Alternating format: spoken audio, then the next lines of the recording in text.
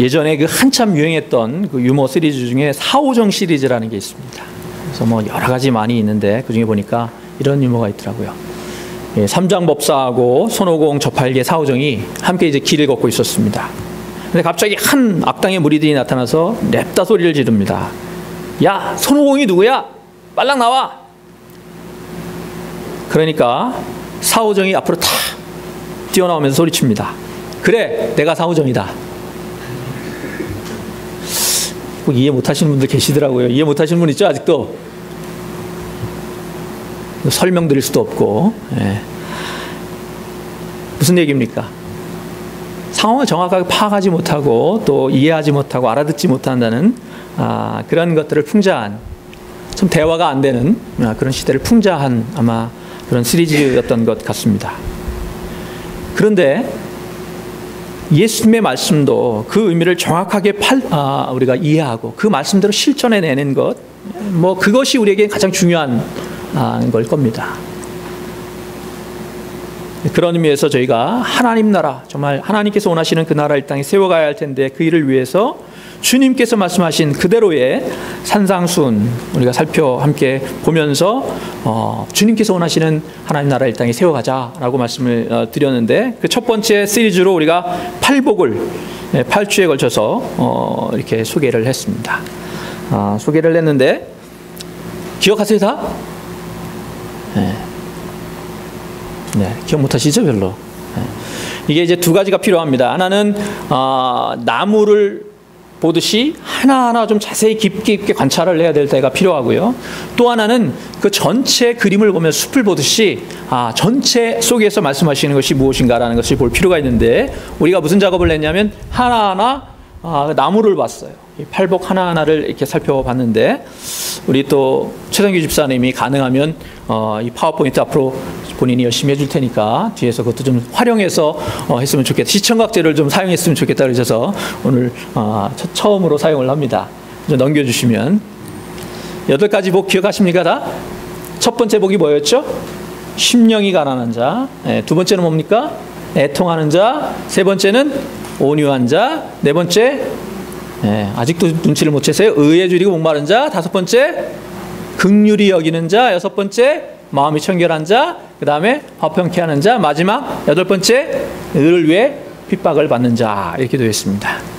뭐 여러분 다 외울 수도 없는 것이고 제가 외우라고 하지도 않겠습니다.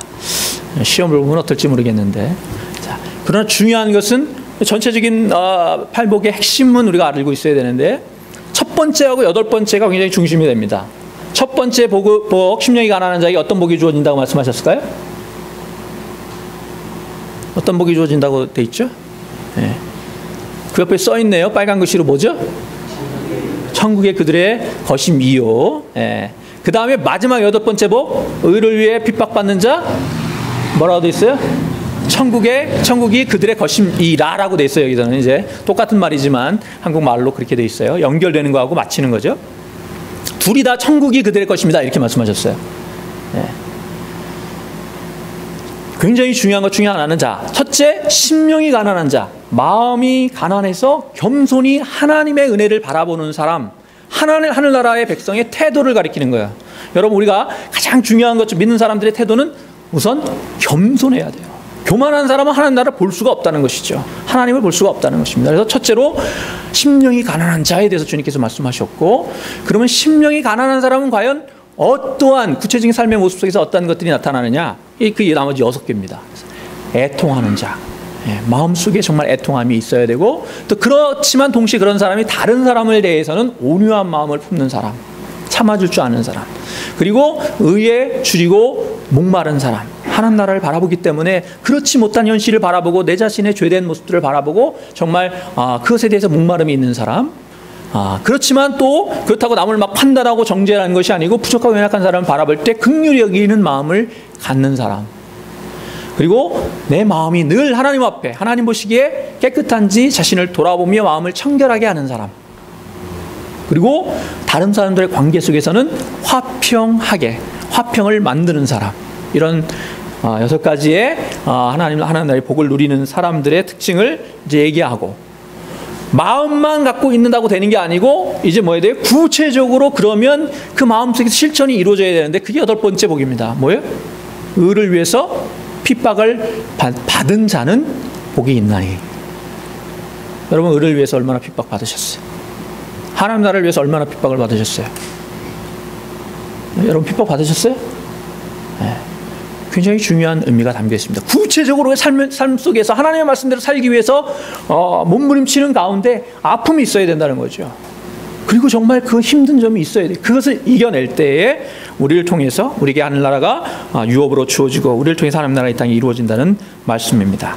자, 이거를 하나로 요약을 해본다면, 이제 팔복을 하나로 요약해 본다면, 이제 하나님 나라의 백성들은 심령이 가난해서 겸손한 태도로 살아가는 가운데, 그러나 하나님 나라와 그 의를 이루기 위해서 구체적인 희생의 삶을 살아가는 사람이 되어야 된다. 이해가 되시죠? 요약이 되시죠? 그런 것입니다. 자, 그렇게 말씀하시고, 그런데 우리가 이제 팔복을 살펴보면, 팔복이 심령이 가난한 자 복이 있나니, 애통하는 자는 복이 있나니, 다 이렇게 3인칭으로 되어 있어요. 그러다가 11절, 여러분 말씀 좀 깊이 보실 필요가 있는데, 11절부터 확 바뀌어요. 11절에 뭐라고 되어 있냐면, 나로 말미암아 너희라는 말이 나옵니다. 너희를 욕하고 박해하고 거짓으로 너희를 거슬러 모든 말을 할 때에는, 지금까지는 심령이 가난한 자는 복이 있나니 애통하는 자는 복이 있나니 그랬는데, 11절 마지막에 보니까 너희에게 복이 있나니 이렇게 말씀을 합니다. 무슨 의미일까요? 여러분 상상해 보시기 바랍니다. 예수님께서 지금 산에 오르셔서 주님께로 나오는 수많은 사람들에게 이제 하늘나라에 관해서 이제 말씀하시는 거예요. 그 말씀하시는 가운데 첫 번째로 너희들이 가질 마음의 태도는 이런 것이다. 그리고 하늘나라를 위해서 네가 구체적으로 희생을 해야 돼. 라는 얘기를 하시는데, 그런 자들이 복된 자들의 얘기를 하시다가 딱 바꿨어요. 너희에게 복이 있다. 너희가 핍박받을 때 복이 있다라고 말씀하시는 거예요. 무슨 얘기입니까? 바로 하나님 나라를 일궈 가야 할 주인공은 이제 너희들이다. 그런 하나님 나라의 일꾼으로 쓰임받아야 될 사람은 바로 너다. 이렇게 얘기를 하시는 거예요. 오늘 이 말씀 중에서도 우리가 말씀을 듣고 또 말씀을 나누는 가운데 여러분 이 주님의 음성 들으시기 바랍니다. 바로 너희다. 남들이 뭐 어떻게 해주길 바랄 게 아니고, 남들이 세상을 어떻게 바꾸어주고 남들이 세상을 구원하기를 바라는 것이 아니고, 바로 너희를 통해서 내가 너희들과 함께 할 테니까 하나님 나라를 너희가 일구 가는 그 주역으로 너희들이 서거라. 그렇게 우리에게 도전해 주고 계신 것입니다. 그리고 이제 오늘 말씀으로 이어집니다. 13절입니다. 너희는 세상의 소금이니.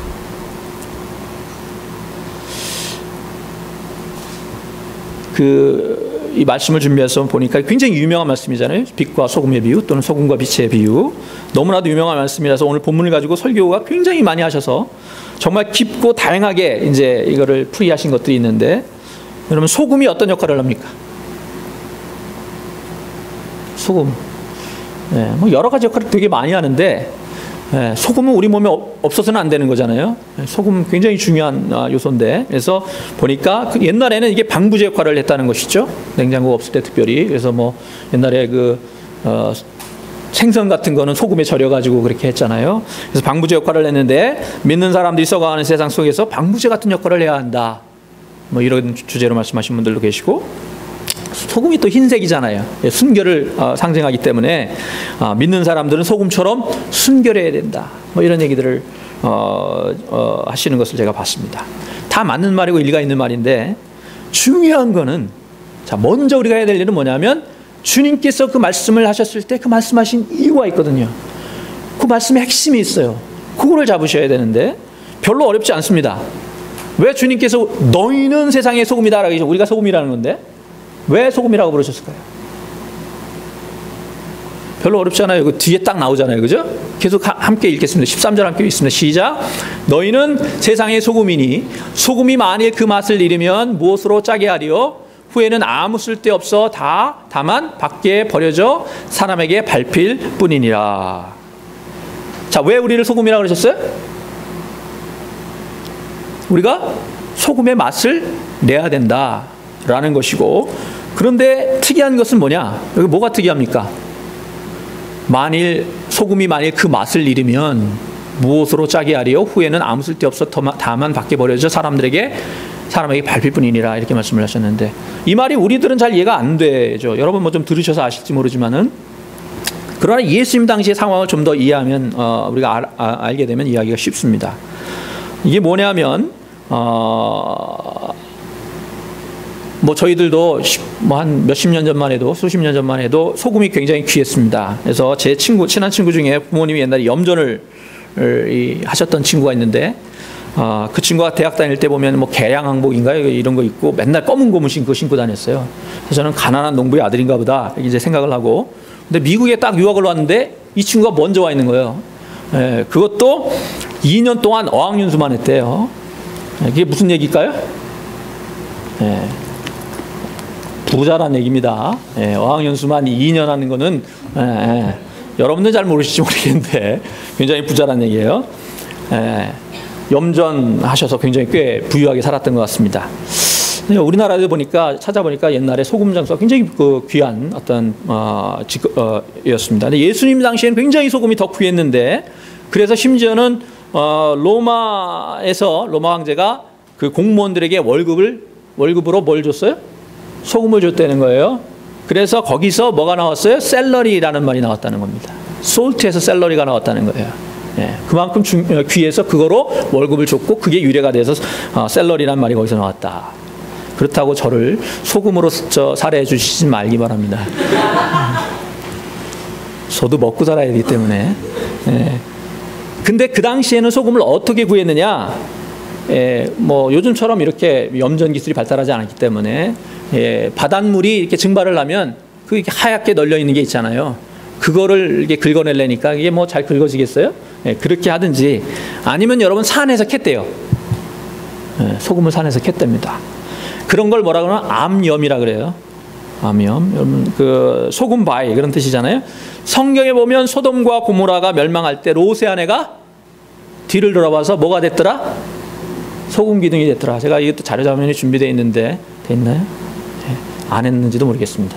여하튼 준비했다가, 이게 소금 기둥이라는 거죠. 이게 이제 돌이에요. 돌인데 염분기가 많아서 짭짤한 돌입니다. 이걸 암염이라고 하는데, 이 암염은 자연 상태로 오래 두면 어떻게 되겠어요? 이게 비나 수증기에 의해서 소금기가 많이 녹아내려서 나중에는 아무 맛이 없는 그런 돌이 되는데, 이 돌은 천하에 써먹을 데가 없답니다. 할 수 있는 그런 돌이 아니래요. 그래서 길거리에 버리게 되는데, 그러면 사람들이 지나다가 차기도 하고 발에 밟히는 그런 존재가 된다는 것입니다. 여러분, 이 말씀 얼마나 많이 되었던 말씀이에요. 저도 수없이 되었던 말씀인데, 말씀을 준비하면서 확 와닿는 건요, 오늘날의 크리스천들, 저와 여러분의 모습이 딱 지금 그 맛을 잃고 길가에 버려져서 사람들한테 치이는 돌과 같은 그런 모습이 아닌가, 그런 생각이 드는 것입니다. 여러분 어떤지 모르겠는데, 요즘에 한국이나 또는 미국에서의 우리 크리스천들의 모습이 딱 그런 것 같아요. 맛을 잃은 소금. 그래서 아무짝에도 쓸모 없어서 버려졌고, 이 사람 저 사람에게 치이고 밟히는 그런 존재의 모습을 하고 있는 것이 아닌가, 그런 생각을 해봤습니다. 주님이 말씀하시는 것은 우리는 이미 소금이라는 거예요. 그래서 중요한 것 중에 하나는 너희는 세상의 소금이다 라고 말씀하신 거예요. 너희는 세상의 소금이 될 거다, 또는 너희는 소금이 돼야 된다, 그렇게 말씀하신 것도 아니고, 내가 예수 그리스도를 영접하는 그 순간, 주님을 나의 구주라고 고백하는 그 순간 우리는 이미 다 소금이라는 거죠. 14절 말씀에도 너희는 세상의 빛이 되어라 그러지 않으셨어요. 너희는 세상에 이미 빛이다. 다만 그럼에도 불구하고 너희들이 맛을 내지 못한다면, 그런다면 사람들에게 밟힐 뿐이고 더 놀림당할 수밖에 없다. 그런 얘기 제가 많이 드렸는데, 믿는 사람들이 안 믿는 사람보다 못해요? 객관적으로 보자고요. 객관적으로. 한국에서 여러 가지 자료를 보면 고아원 교회가 더 제일 많이 하고요. 또 어려운 사람 돕는 일 교회가 제일 많이 해요. 실제로. 그렇습니다. 그러나 그걸로 충분하지 않다는 거죠. 그걸로 맛을 내지 못하고 그것을 빚을 내지 못하기 때문에 오히려 세상 사람들에게 조롱거리가 되고 놀림거리가 되는 것입니다. 하나예요. 소금은 소금의 맛을 내야만 합니다. 우리가 소금의 맛을 만약에 잃었다면 그거 회복해야 돼요. 근데 그러면 중요한 건 뭐예요? 뭐가 소금의 맛이냐라는 거죠. 뭐가 소금의 맛이냐? 여러분, 무엇이 소금의 맛이라고 생각합니까? 뭐가 소금 맛이에요?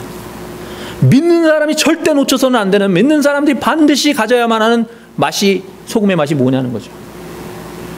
뭘 다른 거 얘기할 필요가 없잖아요. 예수 맛 있잖아요. 뭐 교회 다니는 사람이, 믿는다는 사람들이 무슨 뭐 다른 거 뭐 아무거나 얘기해도 소용없어요. 그거는 뭐요? 그 안에서 예수의 향기가 나고 예수 맛이 나야 되죠. 예수님이 보여야 되는 거예요. 작은 예수라고 우리가 부르잖아요. 그런데 그 예수님의 맛이라는 건 또 과연 뭐예요, 그러면? 여러 가지 우리가 많이 얘기할 수 있을지 모르지만 가장 핵심적인 예수님의 맛, 예수 그리스도의 맛은 자신을 희생해서라도, 기꺼이 자신을 들여서라도 세상을 구원하고 죄인들을 구원하는 철저한 자기 희생을 동반한 참사랑. 그것이 예수의 맛이잖아요. 세상이 요구하는 맛은 그런 맛이죠. 여러분, 손가락 들어서 옆 사람 이렇게 한번 찍어서 맛 좀 보세요. 그런 맛 나나? 제가 농담으로 드리는 말 아니에요. 안 나잖아. 여러분이 그런 맛이 있어요? 누군가 여러분에게 손을 찍어서, 아니면 뭐 상징적으로 얘기하는 겁니다. 또 손으로 찌르고 뭐 혀로 가서 또 핥고 그러지 마시고, 진실되게 여러분의 영혼 속에서, 여러분 삶 속에서 다른 사람들이 예수 그리스도의 맛, 짠맛을 느낄 수 있느냐는 것이죠. 세상이 지금 그러지 못한다고 얘기하는 거 아니에요.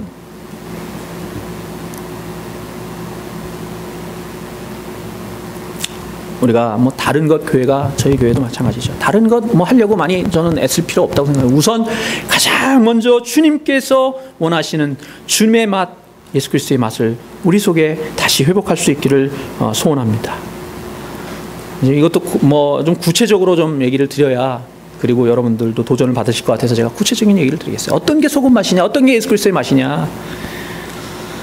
제가 잘 아는 어떤 문제 많은 교회 새 목사님이 부임하셨어요. 워낙 문제가 많은 교회이기 때문에 최근 몇 년 사이에 목사님이 몇 번 바뀌셨는지 모르겠습니다. 아니나 다를까 목사님이 이제 부임하신 지 얼마 되지 않았는데 또다시 문제가 불거져서 뭐 장로님은 또 장로님대로, 또 안수 집사님들은 왜 장로 안 시켜주냐고 또 난리고, 또 거기다가 또 안 좋은 소문만 내고 다니는 분들, 그래서 목사님 험담하시고 다니면서 아주 총체적인 난국인데, 상황이 이렇다 보니까, 교인들 눈치가 보니까 목사님이 좀 빨리 알아서 그만둬 주셨으면, 그런 눈치가 있다는 거죠. 근데 목사님께서 이 문제를 붙들고 얼마나 이걸 해결하기 위해서 애쓰시는지, 또 이 장로님이 좀 문제가 있으신 거 개인적으로, 그래서 어떻게 치리해야 될지, 또 말 많은 집사님은 어떻게 이 좀 말을 못하게 할지, 아니면 좀 어떻게 조용히 내보낼 수 있을지, 그런 거에 고심을 하고 계시더라고요. 그래서 제가 뭐라고 그랬을까요? 목사님 정말 뭐 힘드시겠습니다. 정말 잘못도 없으신데 벌써 나갔으면 하는 눈치를 이렇게 준다니 참 얼마나 힘드시겠습니까? 그리고 그렇게 많은 문제, 정말 누구도 감당하기 쉽지 않은 그런 게 가셔서 정말 죄송한데, 제가 그 길을 잘 알거든요. 목사님, 제가 부탁드립니다. 정말 목회자가 먼저, 이거 다 내가 부족해서 그렇습니다. 내 잘못입니다. 제가 다 책임지겠습니다. 저를 봐서라도 장로님 용서해 주시고, 저를 봐서라도 문제 많은 집사님 용서해 주시고, 좀 그러면 안 되겠습니까? 하나님 앞에 정말 무릎 꿇고 기도하면서 그렇게 그분들의 짐을 대신 져주는 그런 모습, 그런 자세를 우리가 최소한 목사라면 그런 마음으로 최소한 그렇게 해야 되지 않겠습니까? 그렇게 조심스럽게 말씀드렸어요. 저도 잘 못 그러기 때문에 말이 쉬운 일이 아니잖아요. 근데 그게 정상이죠, 그죠? 그래야 되잖아. 그런 목사님 많이 보셨죠? 저도 부끄러워요.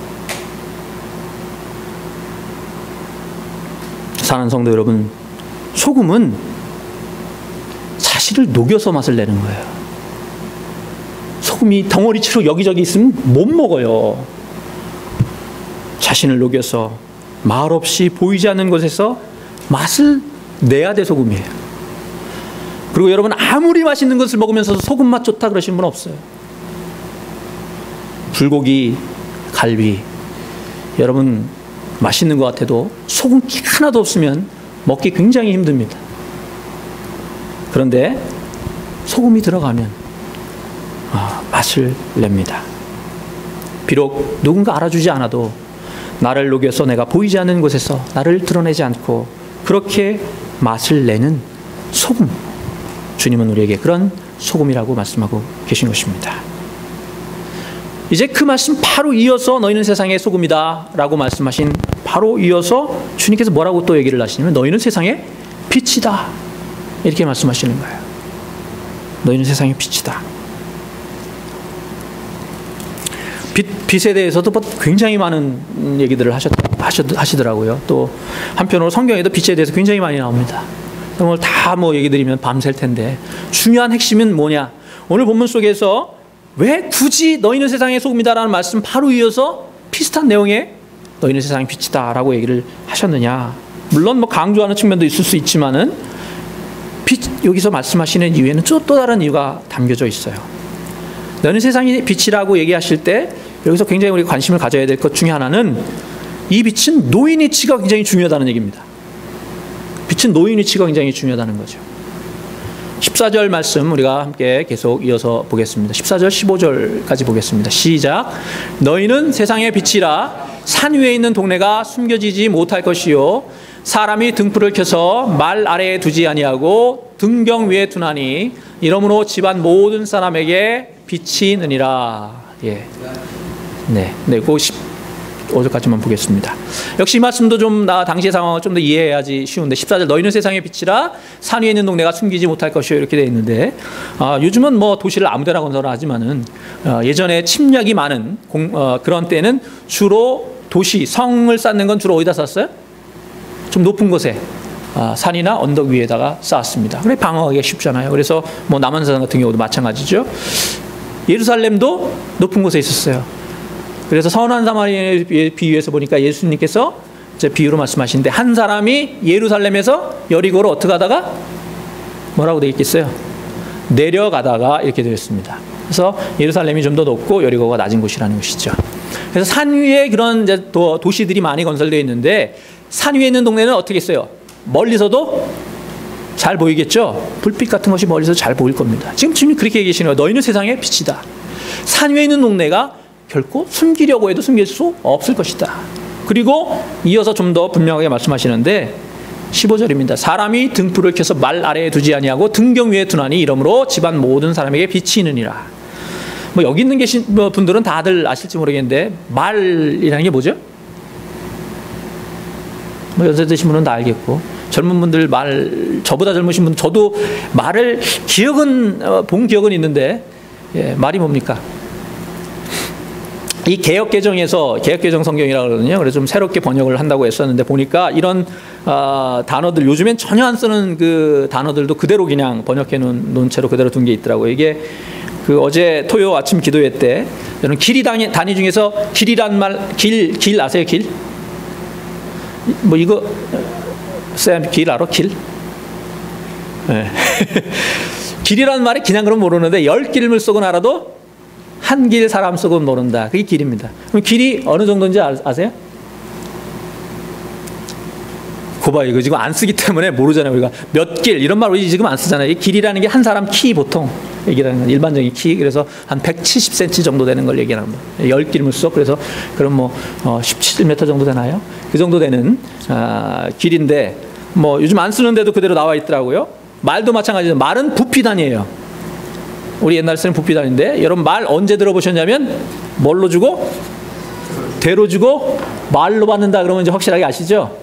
되라는 것은 보니까 이렇게 좀 작은 네모난 거죠. 옛날에 네모나 가지고 1.8리터 정도 들어가는 되박이라는 되고 말은 이게 크면은 네모나게 만들어 가지고 힘이 약하니까 둥그랗게 보통 만들었던 것 같아요. 맞죠? 제 기억이. 그래서 옛날에 보면 이렇게 좀 크게 둥그랗게 만들어져서 이게 통이죠. 그래서 쌀 같은 것도 담고 그러는 통이니까 예수님 말씀은 좀 어떻게 보면 이거 이렇게 번역하면 좀 더 젊은 친구들한테 쉬울 것 같아요.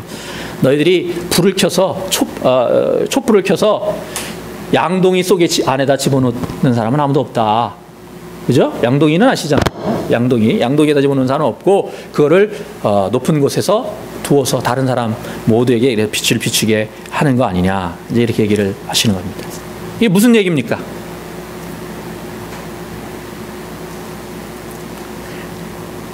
빛은 자리가 굉장히 중요한데 어디서 있느냐가 굉장히 이제 중요하다는 얘기죠. 그래서 이 두 비유, 소금의 비유와 빛의 비유가 이렇게 붙어 있는데, 중요한 것 중에 한 가지는 요 빛이라는 단어와 소금이라는 단어 앞에 공통으로 수식어가 하나 붙어 있어요. 특이한 겁니다. 무슨 수식어가 붙어 있어요? 너희는 빛이니, 너희는 소금이니 그러지 않으시고 뭐라 그러셨어요? 야, 소금이면 소금이지 세상의 소금은 뭐냐? 빛은 그래도 좀 이해하죠. 소금은 소금인데 왜 세상의 소금이라고 굳이 얘기하셨느냐? 중요한 의미가 있는 거예요. 무엇입니까? 우리가 교회 안에서도 맛을 내야 되고 교회 안에서도 빛을 발해야 되지만 우리가 서야 할 자리는 어디라는 거예요? 궁극적으로 우리가 서해서 빛을 발하고 맛을 내야 될 자리는 어디라는 거지 지금? 세상 한복판이라는 거예요. 오늘날 기독교인들이 이거 완전히 오해하고 있어요. 교회 안에서만 거룩하면 되는 줄 아는데 그게 아니죠. 오히려 세상 한가운데에서 빛을 발해야 되고 세상 한가운데서 소금 역할을 감당해야 된다. 그런 말씀입니다. 그런 의미에서 주님께서 굳이 세상의 소금이라고 얘기하신 거예요. 세상 속의 소금이다.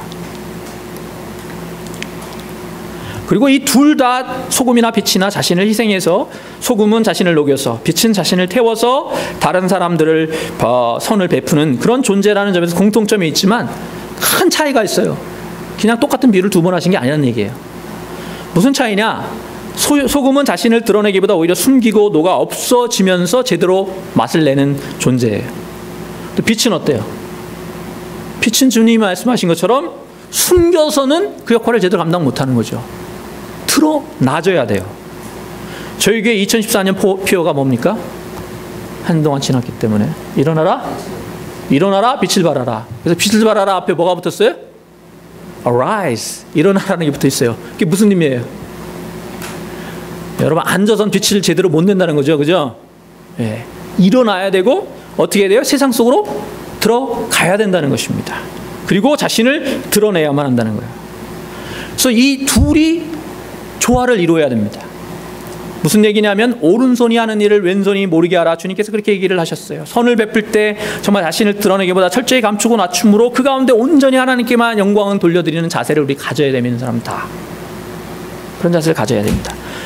그런데 반대로 때에 따라서는 자신이 원하지 않더라도 모든 것이 드러나는 높은 곳에 서서 그곳에서 빛을 발함으로 더 많은 사람들에게 빛을 비추는 그런 역할을 감당해야 해야 될 때도 있다는 거죠. 사실 목사가 그래요. 제가 목사의 아들이잖아요. PK입니다. 얼마나 옛날에 힘들었는지 몰라요. 뭐 아버님만 목사님이지 저는 목사도 아닌데 무엇입니까? 다 드러나죠. 그죠? 목사의 아들이 그래 가서 되겠냐? 근데 그게 저는 너무 불편하게만 느껴졌는데 진정으로 한편으로는 그것이 복된 거죠. 여러분 이것이 얼마나 중요한지 우리가 대표적으로 경험했던 얼마 전에 경험했습니다. 한번 말씀드렸지만 프란체스코 교황이 한국을 방문했습니다. 교황이 있는 자리가 높은 자리입니까? 낮은 자리입니까? 뭐 안 돼봐서 모르세요? 네? 뭐 정말 높은 자리죠, 그죠? 네. 주님께서 말씀하셨어요. 낮은 곳에 처해라. 높은 데 올라가려고 그러지 말아라. 그러니까 주님의 말씀에 순종하기 위해서 교황의 자리가 주어지면 피해야 됩니까? 뭐 시켜주지도 않겠지만 제가 2005년인가요? 한국에 이제 미국에서 한 5, 6년 유학을 하다가 한국으로 돌아가서 한 5, 600명 정도 되는 아이들까지 그런 교회를 섬긴 적이 있습니다. 근데 그때 제가 탔던 차가 티코입니다. 여러분 뭐 티코 아세요? 네, 티코. 정말 작고 귀여운 차인데 잘 나갑니다. 잘 나가는데 워낙 작아가지고 그 티코 시리즈 유모도 있었죠. 그랜저를 가면 사은품으로 끼워준다. 그리고 길에 이렇게 가다가 길거리에 껌 붙어 있으면 다니던 티코는 선다. 예, 그리고 또 뭐 여러 가지 티코에 대한 유모 시리즈가 있었는데 제가 그 차를 탔어요. 그때 뭐 담임 역할을 감당할 때입니다. 근데 그걸로 얼마나 지금 한국에서 난리가 났어요. 그죠? 여러분, 우리 크리스천들이 높은 자리, 국회의원도 돼야 되고, 가능하면 대통령도 돼야 됩니다. 근데 문제는 뭐냐? 선자리가 어디든 그 자리에서 빛을 내야 되고, 그 자리에서 맛을 내야 한다는 사실입니다. 뭐 장로님이 대통령 되신 적이 있죠. 예. 문제는 뭡니까? 장로님이심에도 불구하고 그 자리에서 빛을 내지 못하셨다는 거고, 맛을 제대로 못 내셨다는 게 문제죠. 뭐 대통령이 되면 특정 종교를 믿어줄 수 없다, 그렇게 편드시는 분이 계시는데, 특정 종교를 편들어주라는 얘기가 아니잖아요. 그죠? 크리스천이라면 자기가 선자리에서 빛을 발해야 하는데, 그게 만약에 저 높은 대통령 자리에서 빛을 냈다면 그 빛이 더 멀리 갈 거잖아요. 그 교황 방문을 통해서 우리가 경험한 것 아닙니까? 교황님이 뭐 돌아다니시면서 다 천주교로 개종하세요, 그렇게 말씀하시고 본 적이 없어요. 그런 기사 본 적이 없어요. 그죠? 그저 어둡고 그늘진 곳을 찾아서 함께 해주고 별거 한 거 없어요. 보니까 제가 했으면 아무런 기사거리도 안 될 텐데, 리본 달아주고, 그죠? 리본 달고 나오셨고, 그리고 손 잡아주고, 편지 주니까 그거 직접 받아주고, 뭐 한국의 기독교를 위해서, 한국을 위해서 뭐 대단한 일을 하신 거 없어요. 그죠? 뭐 대단한 일을 하셨나요? 뭐 기부를 뭐 몇 천만 불을 하셨나? 세월호 사건을 확 해결해 주셨어요? 그런데 얘기 들으니까 뭐 개신교 중에서도 카톨릭으로 많이 갔다 그러더라고요. 무엇입니까? 말로 하는 게 아니죠. 빛을 발하는 것입니다. 사랑하는 성도 여러분, 우리는 우리 스스로 빛을 낼 수 있는 존재가 아닙니다. 우리 속에 참 빛 대신 예수 그리스도를 품어야 할 줄로 믿습니다. 옛날에 굉장히 인기 있던 드라마 중에 해 품은 달, 해품달이라서 유명한 드라마가 있었습니다. 뭐 어떤 의미로 거기서 썼는지는 제가 다 보지 않았기 때문에 한 편인가 봤기 때문에 잘 모르겠어요. 근데 그 단어를 듣는 순간 딱 제 마음에 와들었어요. 우리는 다 뭐가 돼야 돼요? 해품달이 돼야 돼요. 정말 참빛 되시는 그 예수 그리스도를 품고, 우리의 삶을 통해서, 우리의 모습을 통해서, 우리의 언행을 통해서 그 빛이 새워 나와야 되는 것입니다. 그럴 때 그 빛을 바라보고 주님을 만나고 주님의 은혜를 경험한 다른 사람들이 주님께로 나오게 되는 것입니다. 그것을 위해서 때로는 원치 않더라도 높은 곳으로 가야 합니다. 스스로 높아지려고 애쓰는 것이 아니고 나를 낮추고 겸손히 섬기는 가운데 하나님께서 더 멀리 더 많은 사람들의 빛을 비추도록 우리를 높이실 때가 있기 때문입니다. 그러나 여러분, 중요한 것은 그 선 자리에서 빛을 발하고 빛을 비추어야 한다는 것입니다. 저는 이 말씀 속에서 우리가 과연 정말 어떻게 소금의 맛을 내고 어떻게 빛을 발할지 두 가지 여러분에게 도전을 드리고 싶습니다. 일주일 동안 살아가시면서 과연 내가 나가서 서야 할 세상은 과연 어딘가, 어떻게 세상 속에 내가 들어갈 것인가 고민하셔야 돼요. 교회로 피난 오시면 안 된다고요. 피난처가 아니에요. 여러분, 하나님의 말씀 붙들고 그 말씀 부족하고 연약해도 그 말씀 그대로 세상 속으로 들어가셔서 몸부림치며 맛을 내시는 일을 하셔야 합니다. 동시에 그렇다면 세상 속에서 내가 어떻게 빛을 내고 과연 어떻게 맛을 낼 것인지 이 두 가지 품고 고민하시고 들어가시기 바랍니다. 예화 하나 드리고 우리 말씀을 마치겠습니다. 펜실바니아 랭체스터라는 곳에 가면 그 아미시라는 신앙 공동체 이 마을이 있다고 합니다. 이분은 아직도 현대 문명을 거부하면서 공동체 생활을 하고, 그리고 성경 말씀 그대로를 순종하려고 굉장히 애쓰며 사시는 분들이신데, 이 마을에 2006년 10월 2일 아주 비극적인 사건이 발생했습니다. 당시 32살이던 찰스 로버트 4세라는 사람이 그 마을에 있는 한 조그만 학교에 들어가서 공부하고 있던 어린 여학생들을 총으로 쐈습니다. 5명이 죽고 5명이 부상을 당하는 너무나도 큰 비극적인 그런 사건이었는데, 범인과 이 아미시 사람들과는 아무런 이해관계도 없었다고 합니다. 인간적으로 보면 너무나도 억울하고 어쩌면 정말 말로 표현할 수 없을 정도로 가슴에 한이 맺힐 그런 일인데 그날 저녁에 더 놀라운 일이 벌어졌어요. 뭐냐 하면 그날 저녁 자식을 잃어버린 희생자 부모들이 바로 로버트 가족 집을 찾아가서 그를 용서하겠다고 선언한 것입니다. 그리고 오히려 이 일로 혹시 그들이 어려움을 당하지 않을까, 겪지 않을까 걱정해 주었습니다. 인간적으로 생각하면 미움과 분노로 억울하게 죽은 아이들을 살려내라고 소리쳐야만 정상일 것 같은데 이들은 미움을 용서로, 분노를 사랑으로 바꾸어 냈습니다. MBC 뉴스 인터뷰에서 딸을 잃은 한 어머니에게 분노를 느끼지 않느냐고 물었을 때 어머니는 이렇게 답했다고 합니다. It was not easy, but it was possible only because I have Christ in my heart. 뭐 굳이 번역할 필요는 없을지 모르지만 제게도 쉬운 일은 아니었습니다. 그러나 이게 가능할 수 있었던 유일한 이유는 내 안에, 제 심장 안에 예수 그리스도가 계셨기 때문입니다. 그리고 이들을 위해서 수백만 불의 성금이 들어왔는데 아이를 잃은 부모님들은 그 성금 중에서 일부를 로버츠 가족에게도 나누어 줬다고 합니다. 뭐 우리가 다 그럴 수 있는 것은 아닐지 모르겠어요. 쉬운 일은 아닐지 모르겠습니다. 그러나 분명한 것은 하나님께서 저와 여러분을 소금으로 부르셨고 빛으로 부르셨다는 것입니다.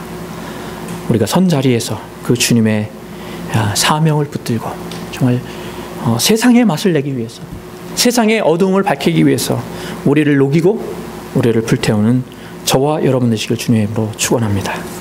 기도드리겠습니다.